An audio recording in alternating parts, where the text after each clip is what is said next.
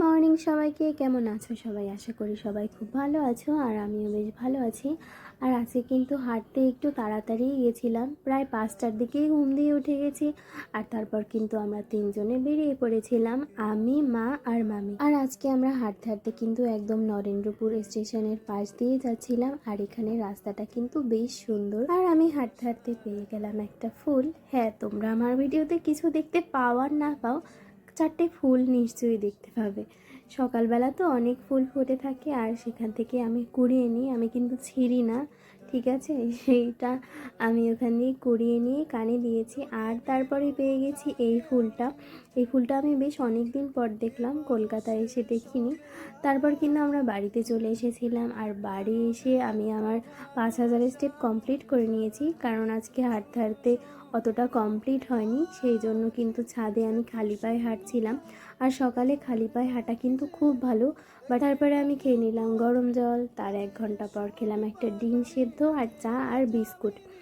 আর আজকে আমি শ্যাম্পু করব, সেজন্য কালকে রাতে কিছু লবঙ্গ আমি এই বোতলটায় ভিজিয়ে রেখেছিলাম। দেখতেই পাচ্ছ রঙটা কেমন হয়েছে। আর এর সাথে কিন্তু আমি শ্যাম্পুটা মিক্স করে এই শ্যাম্পুটাই মাথায় দেব। লবঙ্গ কিন্তু চুলের জন্য খুবই উপকারী একটা জিনিস, চাইলে তোমরাও এটা ট্রাই করতে পারো।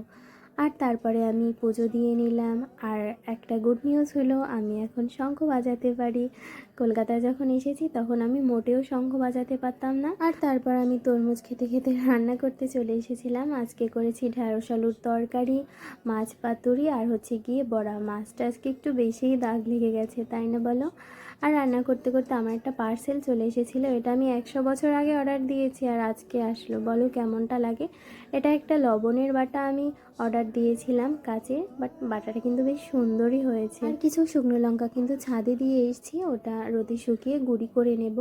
আর তারপরে বিকালে খেয়েছি একটা পেয়ারা। আর তারপরে আজকে বুট ভাজবো, তো আমি এখানে বুটটাকে অনেকটা টাইম ভিজিয়ে রেখেছি, তারপর হলুদ আর লবণ দিয়ে মেখে এটা লবণের উপরে ভাজবো। তোমরা চাইলে না এখানে বালিটাও ইউজ করতে পারো। আমি লবণে ভেজেছি দেখে এটা কিন্তু একটু নুন কাটা হয়ে গেছিলো, বাট খেতে দারুণ ছিল।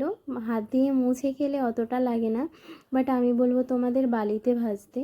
আর তারপরে বিকালে গেছিলাম মামা বাড়িতে, কারণ ওখানে আজকে কীর্তন ছিল। আর মামি কিন্তু খিচুড়ি প্রসাদ করেছিল, যেটা খেতে আজকে অমৃতর মতো হয়েছে। তারপরে আমরা কিন্তু বাড়িতে চলে এসেছি। তো আজকের ভিডিওটা এই পর্যন্তই। সবাই ভালো থেকো, সুস্থ থেকো, টাটা।